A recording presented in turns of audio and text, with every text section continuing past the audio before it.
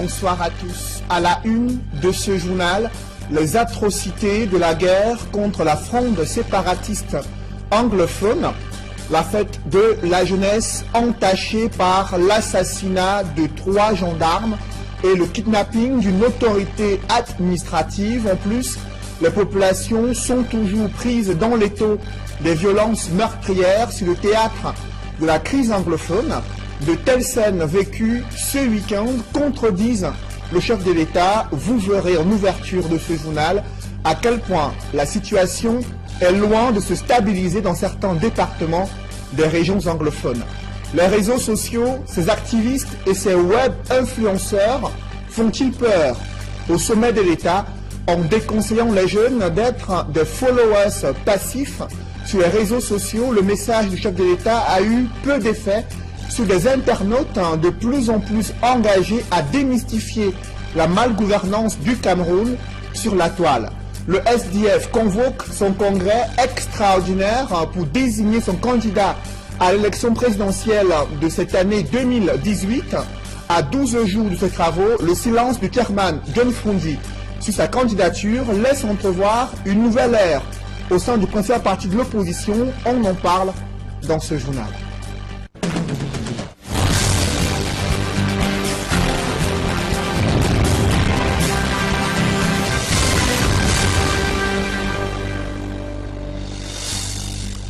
Merci de suivre cette édition complète de l'information sur Equinox Télévision. Le gouvernement exprime son regret après l'assassinat de 3 gendarmes survenu dimanche en plein jour de célébration de la fête de la jeunesse à Kembong dans la Maniou, région du sud-ouest. Le ministre délégué à la présidence de la République chargé de la défense dénonce des attaques perpétrées par des terroristes. Parmi les soldats tombés sur le champ d'honneur, il y avait un maréchal de logis-chef, un gendarme et un élève gendarme. Joseph Betty Assamo a transmis au nom du chef de l'État ses condoléances aux familles de ces forces de défense tombées sur le champ d'honneur. Pourtant, tout était bien parti durant la journée de dimanche à Bamenda, capitale régionale du Nord-Ouest, autorité administrative, acteurs politiques réunis pour assister au défilé de la fête de la jeunesse. Et cette nouvelle qui est venue assombrir cette célébration de la fête de la jeunesse, l'assassinat de 3 gendarmes et le kidnapping d'une autorité administrative dans les régions anglophones. Des précisions avec Eric Martial Diomo. C'est avec des forces de sécurité massivement déployées que s'est déroulé le défilé du 11 février à Bamenda. Malgré l'insécurité grandissante dans la région du Nord-Ouest, les élèves et les enseignants sont sortis en masse pour l'événement au commercial avenue. Certaines personnes, comme cette jeune enseignante, ont fait les frais des mesures sécuritaires intransigeantes. Les militaires nous ont approchés. Nous leur avons dit que nous sommes des enseignants en route pour le défilé. Ils ont tiré en l'air. Ils nous ont demandé de nous coucher. Nous nous sommes couchés. Ils nous ont fouettés. J'ai copieusement reçu des coups aux fesses. Si pour le reste, tout s'est relativement bien passé à Bamenda, le chairman du SDF, John Frondi, estime qu'en raison des tensions dans les régions anglophones du Cameroun, cette fête a perdu de sa valeur. Ils ont tué l'esprit. Ils font tout pour détruire la culture anglo-saxonne que nous chérissons tant. La joie du gouverneur Adolphe Lélé-Lafrique, heureux du bon déroulement, aurait été de courte durée, puisque la nouvelle du kidnapping du sous-préfet de Batibo par des inconnus armés est venue pourrir l'ambiance dans le nord-ouest. Marcel Namata Diteng se rendait au lieu du défilé à Batibo, juste à côté de son domicile, pour apprécier les préparatifs le 11 février au matin, quand il a été enlevé. Depuis, les recherches s'intensifient, l'armée ayant déployé d'énormes moyens pour la circonstance. Apeurés, de nombreux habitants de Batibo ont fui leur maison par peur de représailles. Dans le sud-ouest, 3 gendarmes ont été tués à Kembong ce week-end. Ces situations viennent contredire le président de la République, Paul Biya, qui dans son adresse aux jeunes le 10 février dernier a fait savoir que la situation se stabilisait dans les régions anglophones. Au regard de ces atrocités vécues sur le théâtre de la crise anglophone, le chef de l'État dévoile à quel point il est déconnecté de la réalité. C'est du moins ce que pense le mouvement pour la renaissance du Cameroun, en misant sur la commission du bilinguisme et du multiculturalisme pour s'attaquer au cœur du problème. Le chef de l'État peine à convaincre l'opposition de sa volonté politique à résoudre cette crise anglophone.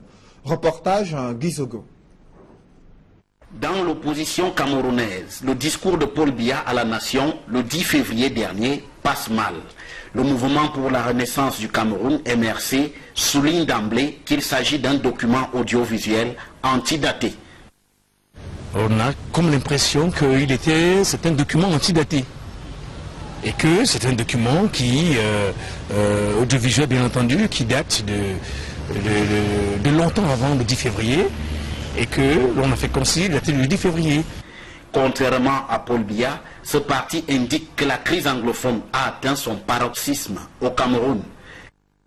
La crise anglophone, en fait, atteint pratiquement son paroxysme. C'est une rébellion en bonne et due forme. Et quand on écoute ce type de discours, on a l'impression que le président Biya ne vit pas dans ce pays et que c'est sur notre planète. C'est qui, pour le parti de Maurice Kamto, montre que la stabilité dont parle le président de la République est un leurre.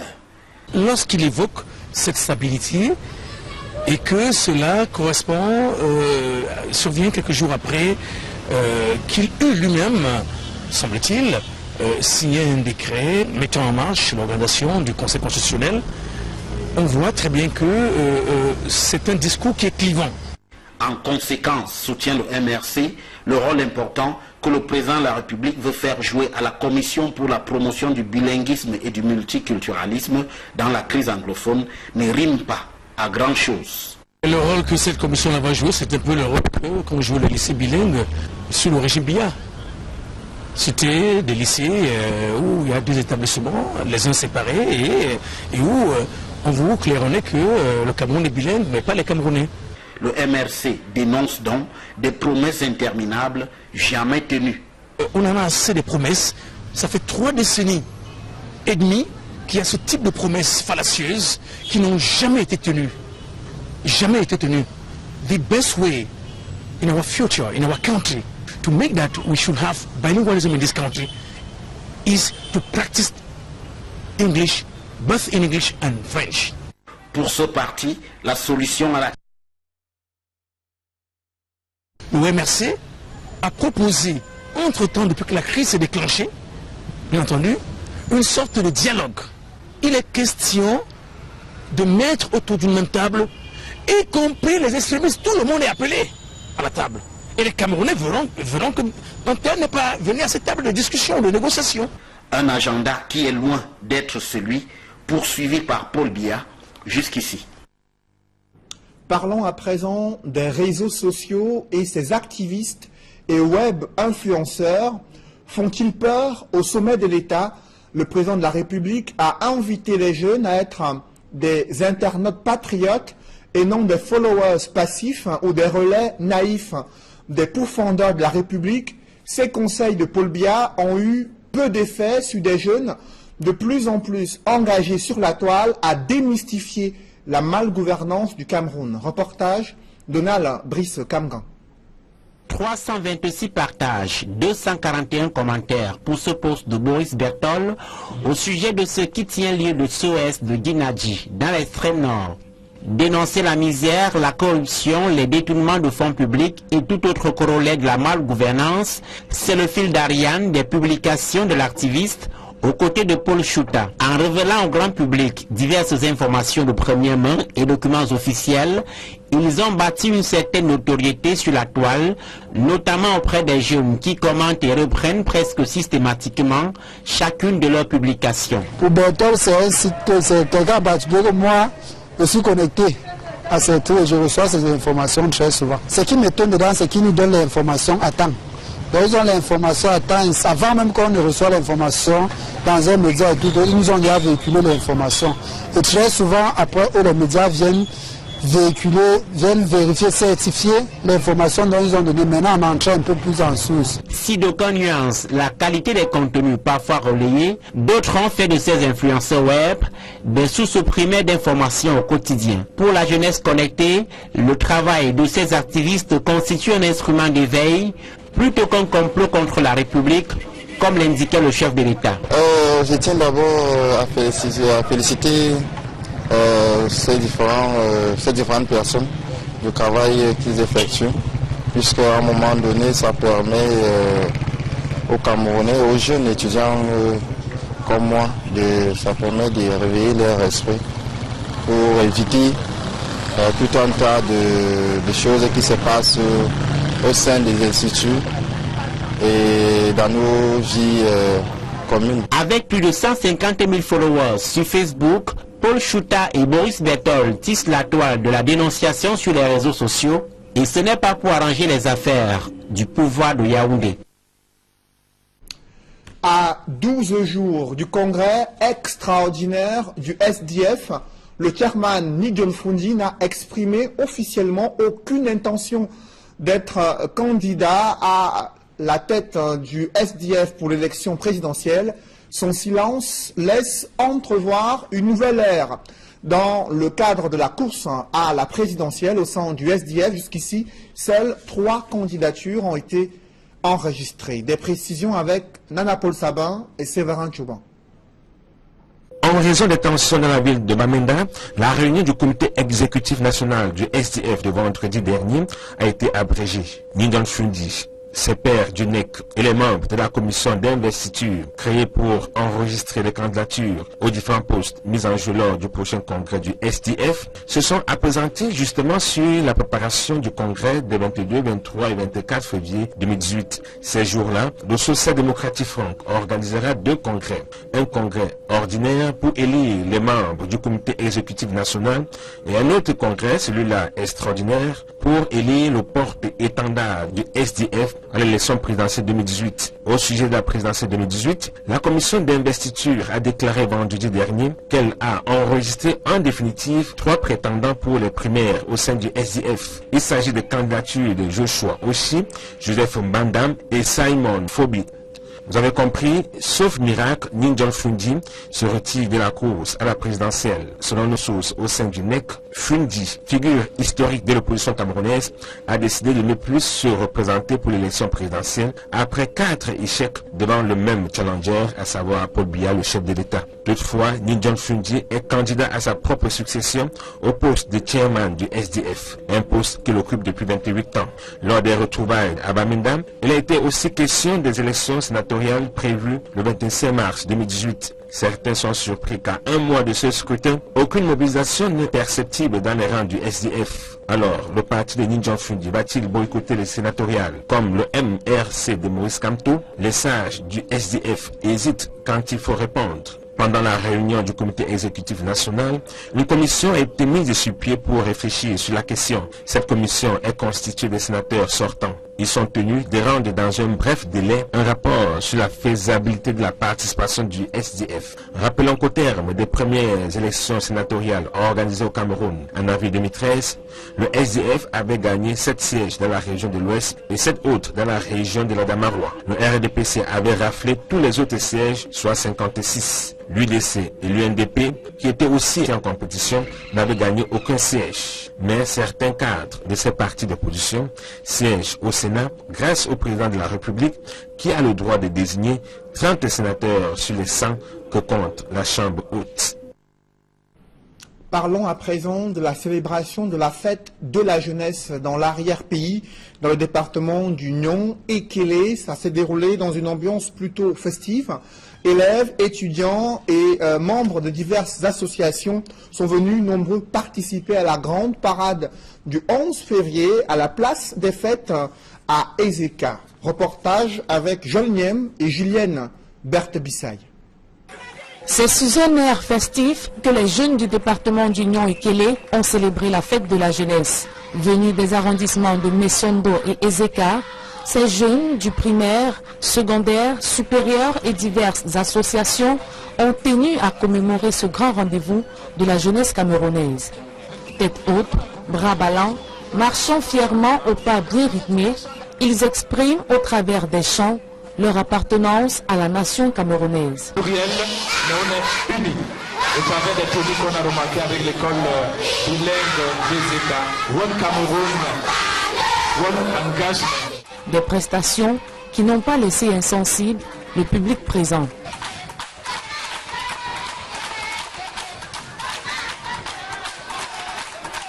La traditionnelle parade du 11 février, célébrée cette année sous le thème « Jeunesse, multiculturalisme, paix et unité nationale », est une occasion pour les autorités administratives de Messondo d'interpeller les jeunes à plus d'ardeur. Parce que notre président de la République, son Excellence Paul Biya, a défini de manière très claire que les jours à venir ne seront pas faciles.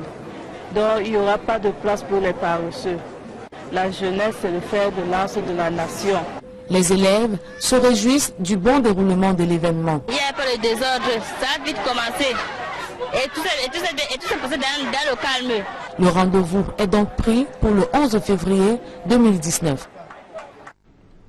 Dans la ville de Tian, des jeunes militants de l'opposition ont brillé par leur absence à la place du défilé durant la journée du 11 février 2018. D'aucuns estiment que c'est un boycott. Seuls des jeunes militants du RDPC, du FSNC ont répondu, présents aux côtés des élèves et étudiants dans la ville de Tian. Des précisions avec Leclerc Sakem dans ce reportage.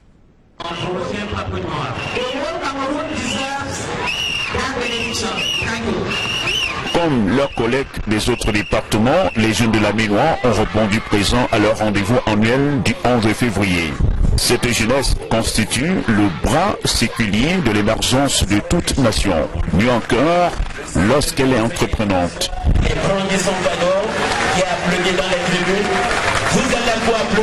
Dans l'arrondissement de Kony, la mobilisation a été tout azimut, de la maternelle au mouvement de la jeunesse en passant par ceux du primaire et secondaire. Les jeunes ont défilé avec faste, pas conquérant, son de ferveur patriotique et brandissant des messages d'engagement pour un Cameroun indivisible et indomptable. Même son de cloche à la place des fêtes de Tchon, où cette génération consciente dit non à la violence, non à la sécession, oui à l'unité dans la paix. Près de 5 partis politiques de l'opposition annoncés sur la ligne de départ, seul le Front pour le salut national du Cameroun de Issa Chouma Bakary a répondu présent aux côtés du Rassemblement démocratique du peuple camerounais. Pour son premier contact avec la jeunesse de la Ménois, le préfet Ebonné Confiance a apprécié le dynamisme, les différentes activités organisées à l'occasion de la 11e de la jeunesse dans son unité de commandement.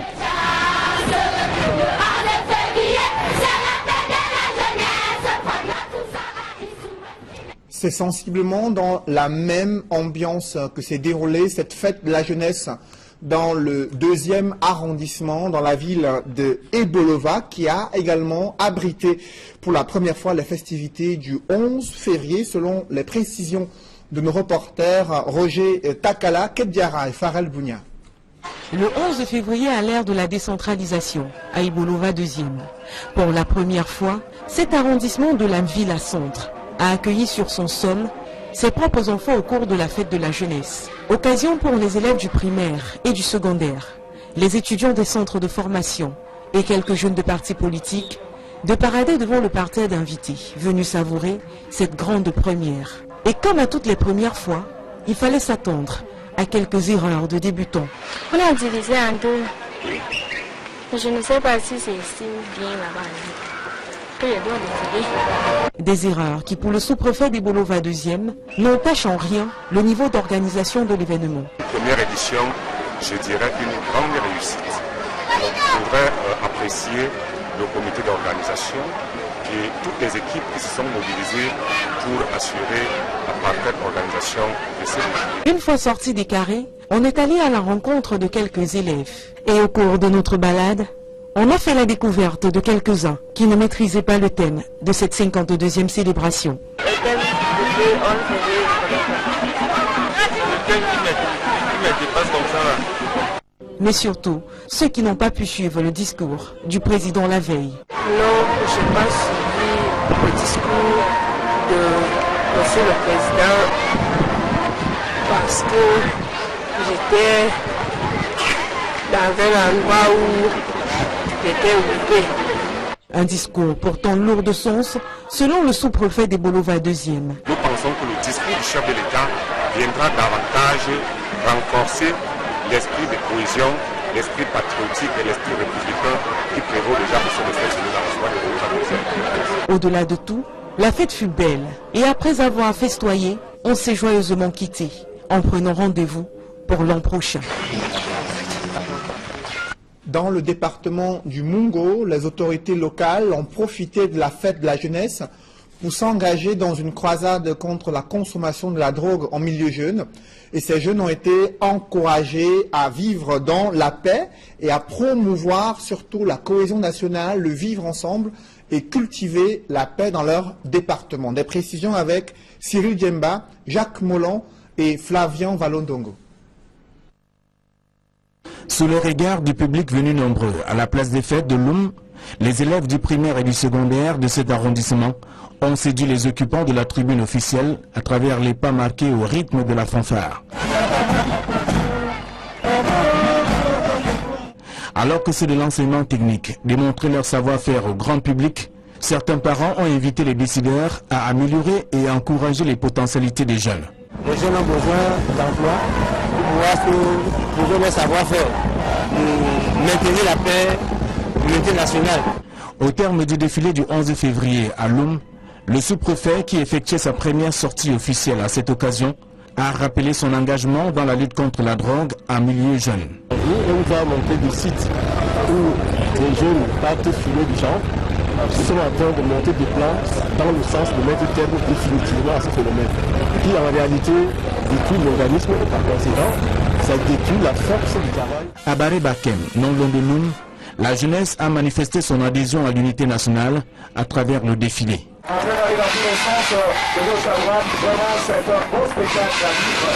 Merci notamment aux dirigeants de cette école, surtout à l'inspecteur arrondissement d'éducation de base. Les jeunes des partis politiques de l'opposition comme du pouvoir n'ont pas voulu rater l'occasion de démontrer aux yeux du monde que le Cameroun est leur pays. L'autorité administrative de Baré Bakem a reconnu que les jeunes de son arrondissement ont des valeurs qui méritent d'être encouragées pour une responsabilité citoyenne. Encourager les enfants à aller à l'école, encourager les enfants à la discipline, parce que nous savons les valeurs. Le chef de l'État d'ailleurs a rappelé tous ces aspects en appelant l'ensemble de la jeunesse à une responsabilité citoyenne. La célébration du 11 février dans les arrondissements du département du Mungo s'est faite au rythme de l'interpellation des jeunes à plus de responsabilité, de culture de la paix et de l'unité nationale.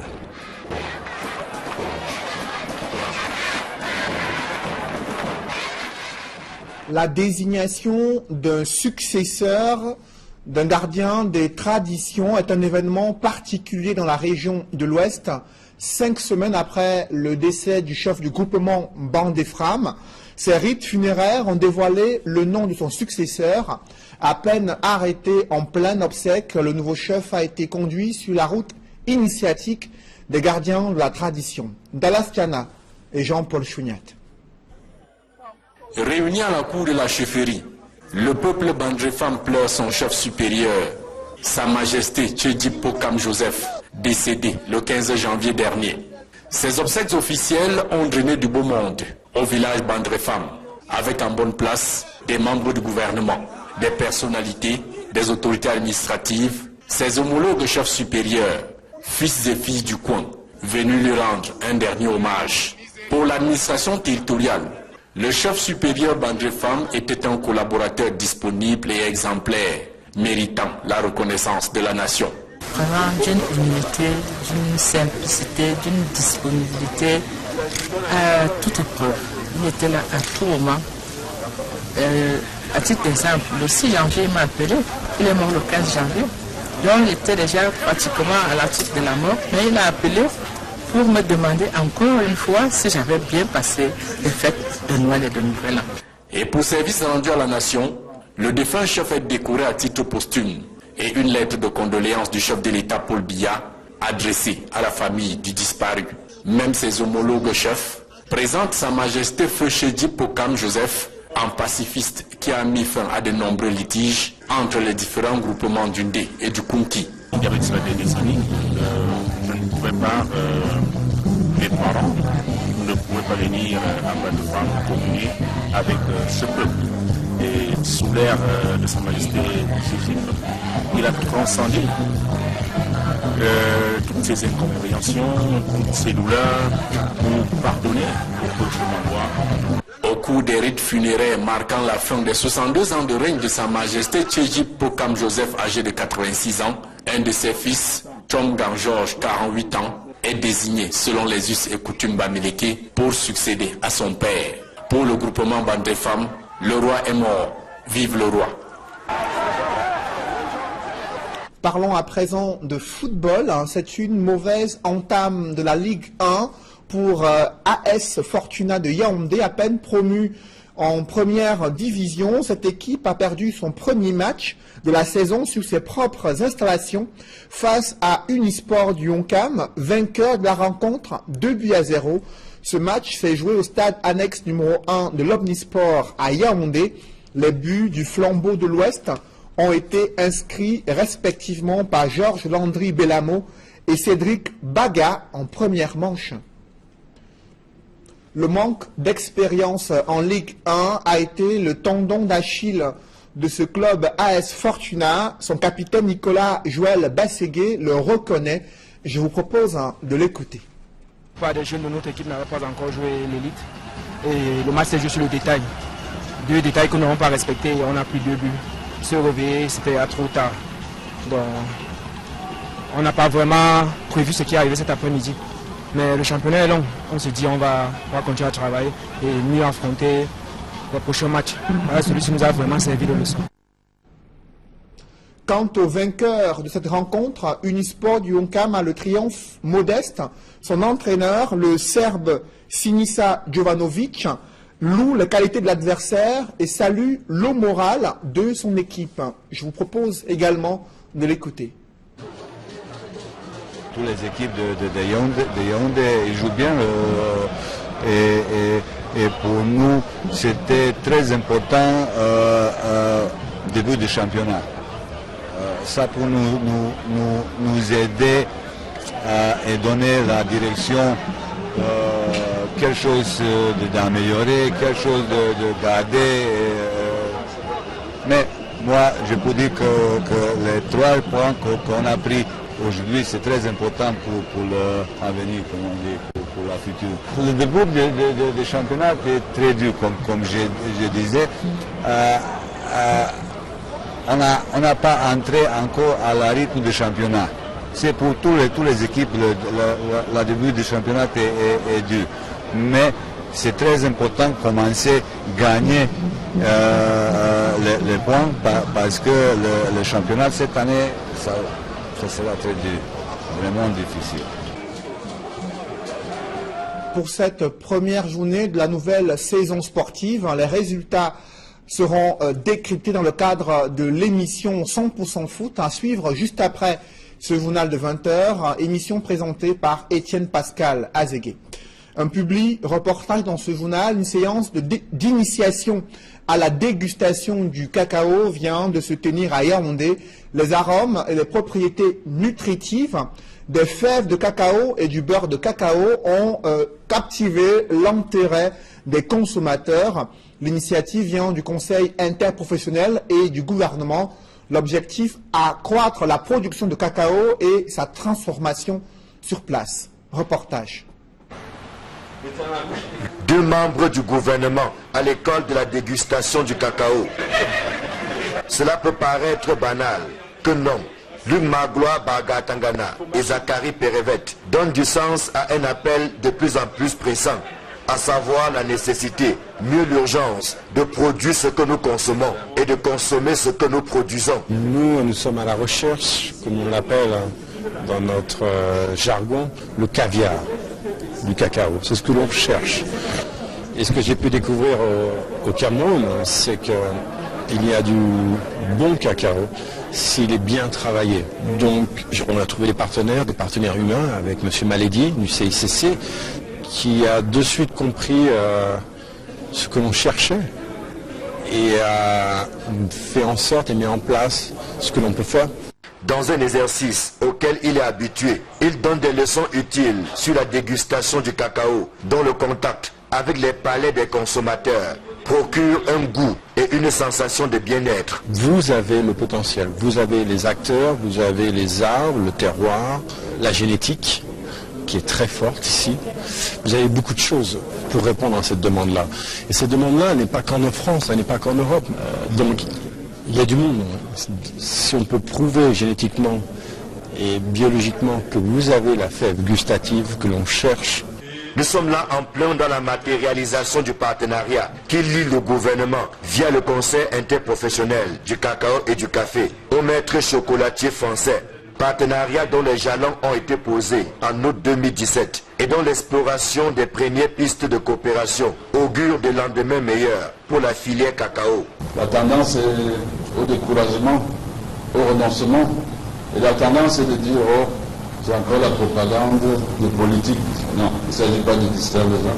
Il s'agit vraiment de tracer la voie du futur, la voie de la durabilité de la filière, la voie d'une profitabilité. Nous devons travailler à cette approche nouvelle qui consiste à définir le prix, pas à partir du marché.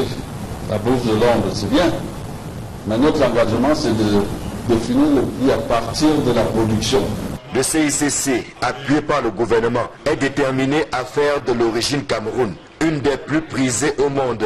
Cela passe par une meilleure structuration et une remobilisation des producteurs, ainsi que la mise sur le marché d'un cacao haut de gamme. Sortir l'origine Cameroun du générique pour aller vers des cacaos, des terroirs, des cacaos ou des chocolats d'excellence. Parce que ce qui est démontré là, on peut le faire, nous savons le faire. Donc c'est aussi une autre façon donc, de nous initier nous-mêmes à la production de ces chocolats qui sont recherchés par les marchés. Ce sont les producteurs à la base qui devraient tirer avantage de la mise sur le marché d'un cacao d'excellence en recevant un prix juste à la hauteur de leur sacrifice. Mesdames, messieurs, c'est la fin de ce journal. Merci de l'avoir suivi. Juste après cette édition du 20h, l'émission 100% foot présentée par Étienne Pascal Azégué. Bonne soirée sous cette même antenne.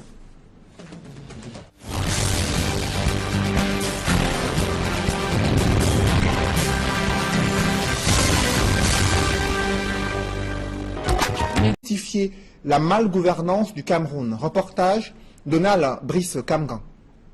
326 partages, 241 commentaires pour ce poste de Boris Bertol au sujet de ce qui tient lieu de SOS de Guinadji, dans l'extrême nord. Dénoncer la misère, la corruption, les détournements de fonds publics et tout autre corollaire de la malgouvernance, c'est le fil d'Ariane des publications de l'activiste aux côtés de Paul Chouta. En révélant au grand public diverses informations de première main et documents officiels, ils ont bâti une certaine notoriété sur la toile, notamment auprès des jeunes qui commentent et reprennent presque systématiquement chacune de leurs publications. Pour Bertol, c'est un site, c'est quelqu'un que moi, je suis connecté à ces trucs et je reçois ces informations très souvent. Ce qui m'étonne dedans, c'est qu'ils nous donnent l'information à temps. Donc ils ont l'information à temps, avant même qu'on ne reçoit l'information dans un média et tout, ils nous ont déjà véhiculé l'information. Et très souvent, après, les médias viennent véhiculer, viennent vérifier, certifier l'information dont ils ont donné. Maintenant, on entre un peu plus en source. Si d'aucuns nuancent la qualité des contenus parfois relayés, d'autres ont fait de ces influenceurs web des sources primaires d'informations au quotidien. Pour la jeunesse connectée, le travail de ces activistes constitue un instrument d'éveil plutôt qu'un complot contre la République, comme l'indiquait le chef de l'État.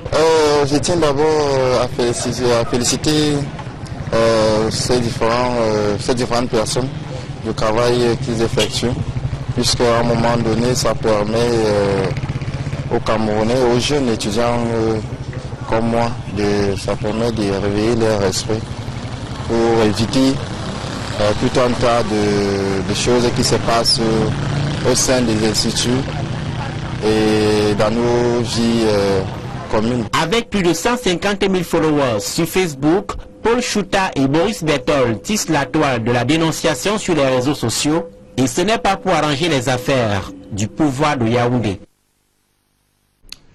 À 12 jours du congrès extraordinaire du SDF, le chairman Ni John Froundi n'a exprimé officiellement aucune intention d'être candidat à la tête du SDF pour l'élection présidentielle.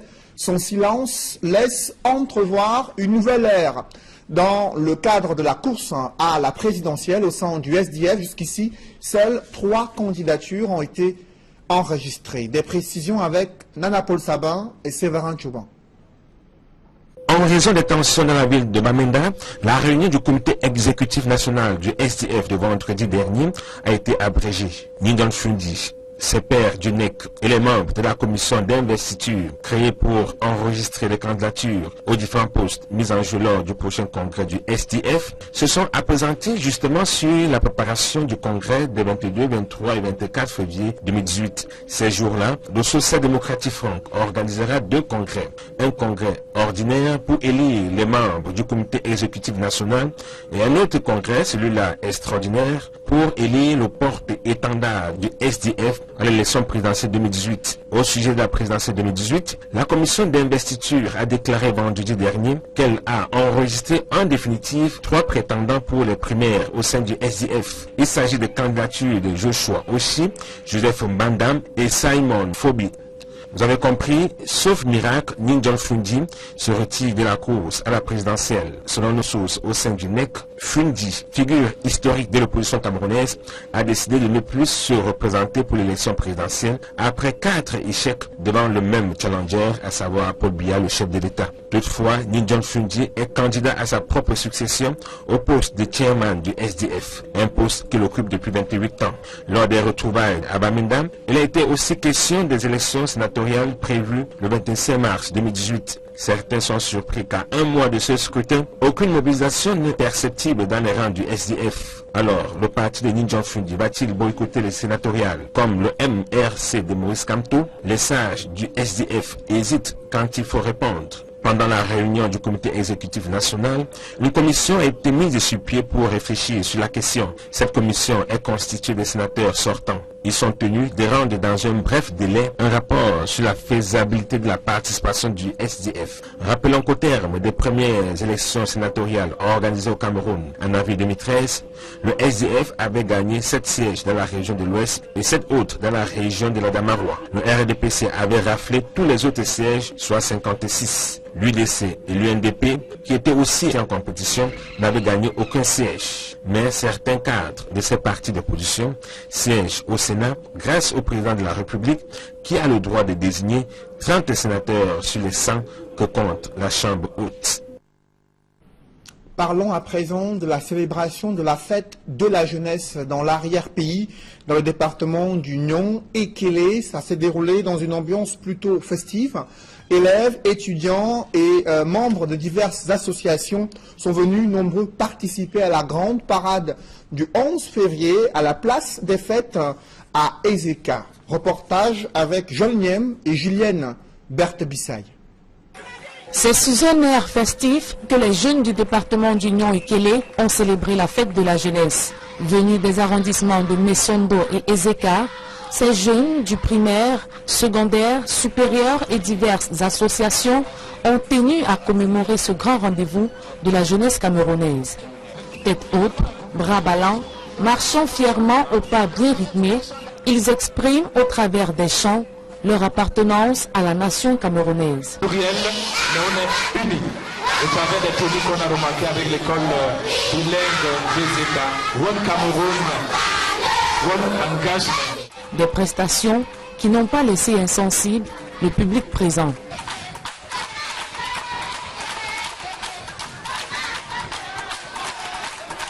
La traditionnelle parade du 11 février, célébrée cette année sous le thème « Jeunesse, multiculturalisme, paix et unité nationale », est une occasion pour les autorités administratives de Messondo d'interpeller les jeunes à plus d'ardeur. Parce que notre président de la République, son Excellence Paul Biya, a défini de manière très claire que les jours à venir ne seront pas faciles. Donc il n'y aura pas de place pour les paresseux. La jeunesse, c'est le fer de lance de la nation. Les élèves se réjouissent du bon déroulement de l'événement. Il n'y a pas de désordre, ça a vite commencé. Et tout s'est passé dans le calme. Le rendez-vous est donc pris pour le 11 février 2019. Dans la ville de Tian, des jeunes militants de l'opposition ont brillé par leur absence à la place du défilé durant la journée du 11 février 2018. D'aucuns estiment que c'est un boycott. Seuls des jeunes militants du RDPC, du FSNC ont répondu, présents aux côtés des élèves et étudiants dans la ville de Tian. Des précisions avec Leclerc Sakem dans ce reportage.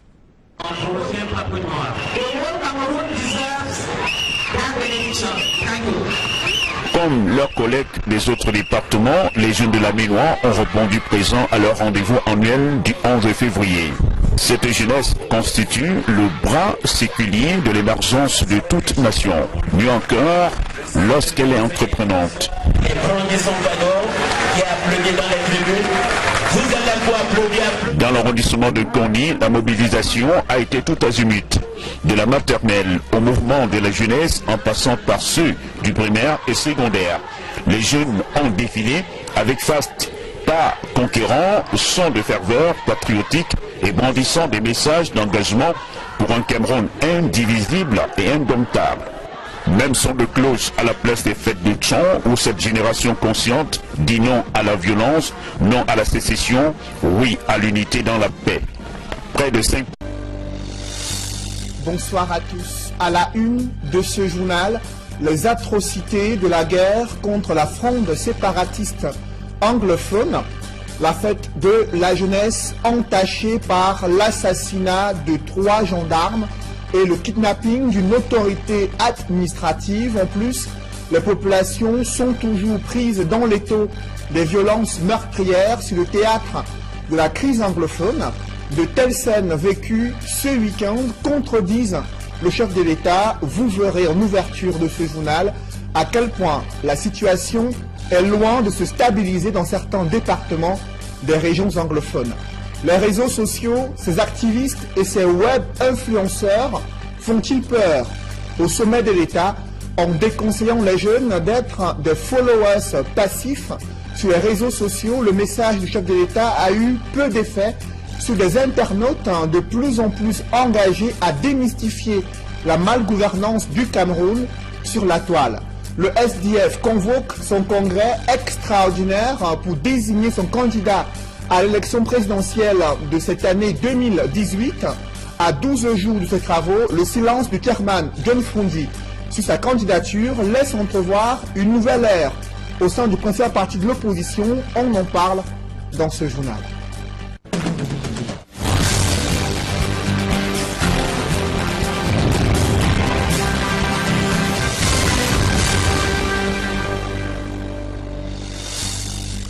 Merci de suivre cette édition complète de l'information sur Equinox Télévision. Le gouvernement exprime son regret après l'assassinat de 3 gendarmes survenu dimanche en plein jour de célébration de la fête de la jeunesse à Kembom dans la Maniou, région du sud-ouest. Le ministre délégué à la présidence de la République chargé de la défense dénonce des attaques perpétrées par des terroristes. Parmi les soldats tombés sur le champ d'honneur, il y avait un maréchal de logis-chef, un gendarme et un élève gendarme. Joseph Betty Assamo a transmis au nom du chef de l'État ses condoléances aux familles de ces forces de défense tombées sur le champ d'honneur. Pourtant, tout était bien parti durant la journée de dimanche à Bamenda, capitale régionale du Nord-Ouest, autorité administrative, acteurs politiques réunis pour assister au défilé de la fête de la jeunesse. Et cette nouvelle qui est venu assombrir cette célébration de la fête de la jeunesse, l'assassinat de 3 gendarmes et le kidnapping d'une autorité administrative dans les régions anglophones. Des précisions avec Eric Martial Diomo. C'est avec des forces de sécurité massivement déployées que s'est déroulé le défilé du 11 février à Bamenda. Malgré l'insécurité grandissante dans la région du Nord-Ouest, les élèves et les enseignants sont sortis en masse pour l'événement au commercial Avenue. Certaines personnes, comme cette jeune enseignante, ont fait les frais des mesures sécuritaires intransigeantes. Les militaires nous ont approchés. Nous leur avons dit que nous sommes des enseignants en route pour le défilé. Ils ont tiré en l'air. Ils nous ont demandé de nous coucher. Nous nous sommes couchés. Ils nous ont fouettés. J'ai copieusement reçu des coups aux fesses. Si pour le reste, tout s'est relativement bien passé à Bamenda, le chairman du SDF, John Frundi, estime qu'en raison des tensions dans les régions anglophones du Cameroun, cette fête a perdu de sa valeur. Ils ont tué l'esprit. Ils font tout pour détruire la culture anglo-saxonne que nous chérissons tant. La joie du gouverneur Adolphe Lélé-Lafrique, heureux du bon déroulement, aurait été de courte durée, puisque la nouvelle du kidnapping du sous-préfet de Batibo par des inconnus armés est venue pourrir l'ambiance dans le nord-ouest. Marcel Namata Diteng se rendait au lieu du défilé à Batibo, juste à côté de son domicile, pour apprécier les préparatifs le 11 février au matin, quand il a été enlevé. Depuis, les recherches s'intensifient, l'armée ayant déployé d'énormes moyens pour la circonstance. Apeurés, de nombreux habitants de Batibo ont fui leur maison par peur de représailles. Dans le sud-ouest, 3 gendarmes ont été tués à Kembong ce week-end. Ces situations viennent contredire le président de la République, Paul Biya, qui dans son adresse aux jeunes le 10 février dernier a fait savoir que la situation se stabilisait dans les régions anglophones. Au regard de ces atrocités vécues sur le théâtre de la crise anglophone, le chef de l'État dévoile à quel point il est déconnecté de la réalité. C'est du moins ce que pense le mouvement pour la renaissance du Cameroun, en misant sur la commission du bilinguisme et du multiculturalisme pour s'attaquer au cœur du problème. Le chef de l'État peine à convaincre l'opposition de sa volonté politique à résoudre cette crise anglophone. Reportage Guy Zogo. Dans l'opposition camerounaise, le discours de Paul Biya à la nation le 10 février dernier passe mal. Le mouvement pour la renaissance du Cameroun, MRC, souligne d'emblée qu'il s'agit d'un document audiovisuel antidaté. On a comme l'impression que c'est un document antidaté. Et que c'est un document qui, audiovisuel bien entendu, qui date de longtemps avant le 10 février. Et que l'on a fait comme s'il datait du 10 février. Contrairement à Paul Biya, ce parti indique que la crise anglophone a atteint son paroxysme au Cameroun. La crise anglophone, atteint pratiquement son paroxysme. C'est une rébellion en bonne et due forme. Et quand on écoute ce type de discours, on a l'impression que le président Biya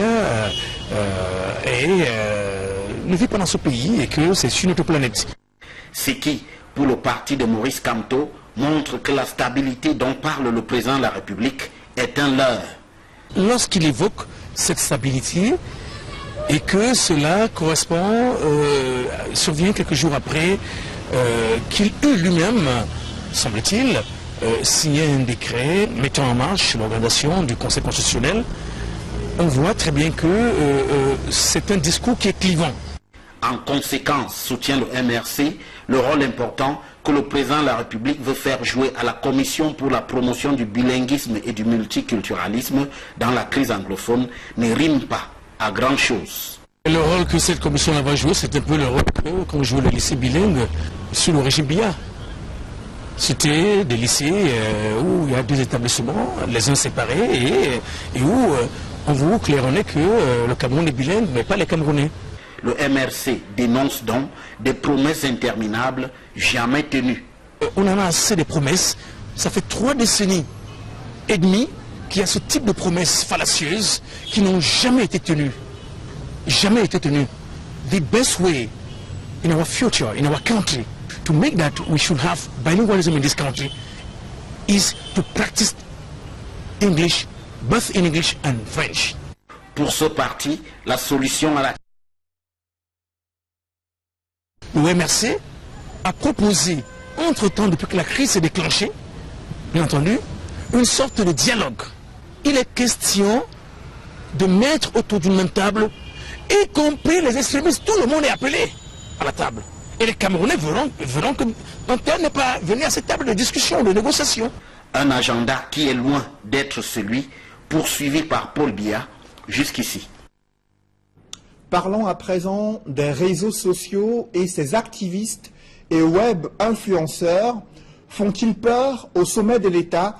Le président de la République a invité les jeunes à être des internautes patriotes et non des followers passifs ou des relais naïfs des pourfendeurs de la République. Ces conseils de Paul Biya ont eu peu d'effet sur des jeunes de plus en plus engagés sur la toile à démystifier. Parti politique de l'opposition annoncé sur la ligne de départ, seul le Front pour le salut national du Cameroun de Issa Chiroma Bakary a répondu présent aux côtés du Rassemblement démocratique du peuple camerounais. Pour son premier contact avec la jeunesse de la Ménois, le préfet Ebonné Confiance a apprécié le dynamisme, les différentes activités organisées à l'occasion de la 11e de la jeunesse dans son unité de commandement.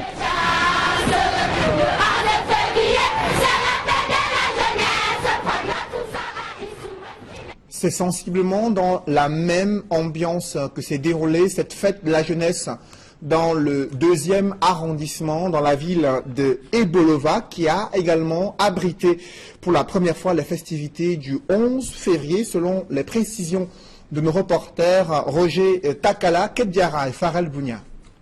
Le 11 février à l'ère de la décentralisation, à Ebolova 2e.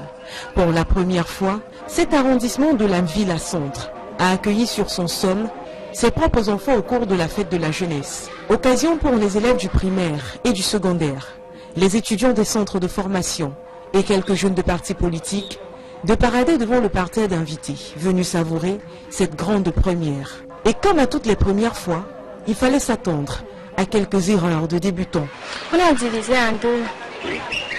Je ne sais pas si c'est ici ou bien là-bas. Des erreurs qui, pour le sous-préfet d'Ebolova 2e, n'entachent en rien le niveau d'organisation de l'événement. Première édition, je dirais une grande réussite. On pourrait apprécier le comité d'organisation et toutes les équipes qui se sont mobilisées pour assurer la parfaite organisation de ces journées. Une fois sortis des carrés, on est allé à la rencontre de quelques élèves. Et au cours de notre balade, on a fait la découverte de quelques-uns qui ne maîtrisaient pas le thème de cette 52e célébration.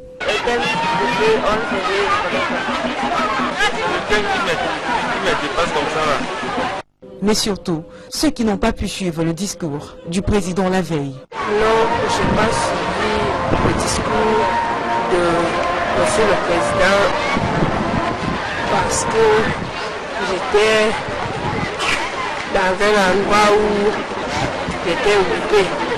un discours pourtant lourd de sens, selon le sous-préfet d'Ebolova 2e. Nous pensons que le discours du chef de l'État viendra davantage renforcer l'esprit de cohésion, l'esprit patriotique et l'esprit républicain qui prévaut déjà sur le fait de la soirée de l'État. Au-delà de tout, la fête fut belle et après avoir festoyé, on s'est joyeusement quitté en prenant rendez-vous pour l'an prochain. Dans le département du Mungo, les autorités locales ont profité de la fête de la jeunesse pour s'engager dans une croisade contre la consommation de la drogue en milieu jeune. Et ces jeunes ont été encouragés à vivre dans la paix et à promouvoir surtout la cohésion nationale, le vivre ensemble et cultiver la paix dans leur département. Des précisions avec Cyril Djemba, Jacques Molon et Flavien Valondongo. Sous le regard du public venu nombreux à la place des fêtes de Loum, les élèves du primaire et du secondaire de cet arrondissement ont séduit les occupants de la tribune officielle à travers les pas marqués au rythme de la fanfare. Alors que c'est de l'enseignement technique, démontrer leur savoir-faire au grand public, certains parents ont invité les décideurs à améliorer et à encourager les potentialités des jeunes. Les jeunes ont besoin d'emploi. pouvoir trouver leur savoir-faire, maintenir la paix, l'unité nationale. Au terme du défilé du 11 février à Loum, le sous-préfet qui effectuait sa première sortie officielle à cette occasion a rappelé son engagement dans la lutte contre la drogue en milieu jeune. On va monter des sites où les jeunes partent fumer du genre. Nous sommes en train de monter des plans dans le sens de mettre terme définitivement à ce phénomène, qui en réalité détruit l'organisme et par conséquent, ça détruit la force du travail.